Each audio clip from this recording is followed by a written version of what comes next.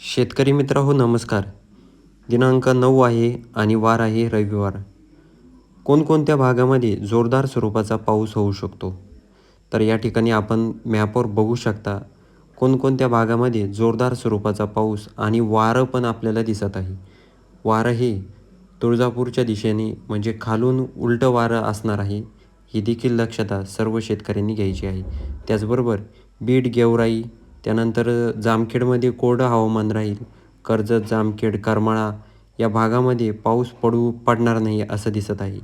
त्यानंतर आपण जर बघितलं तर या ठिकाणी 9 तारखेचं जे हवामान आहे, विविध भागामध्ये कोरडं हवामान आहे.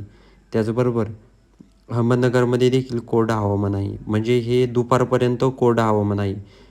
आपण आता दुपारनंतर देखील बघूया. तर या ठिकाणी आपण बघू शकतो येवला, कोपरगाव, वैजापूर या विविध भागामध्ये कन्नडमध्ये देखील पावसाचं वातावरण आहे. त्याचबरोबर छत्रपती संभाजीनगरमध्ये देखील पावसाचं वातावरण म्हणजेच त्या ठिकाणी पाऊस होण्याची दाट शक्यता आहे.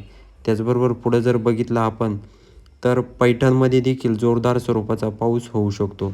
त्याचबरोबर सिल्लोड, त्यानंतर आपण जर खाली आलो तर खाली काही ठिकाणी कोरडं हवामान दिसतंय.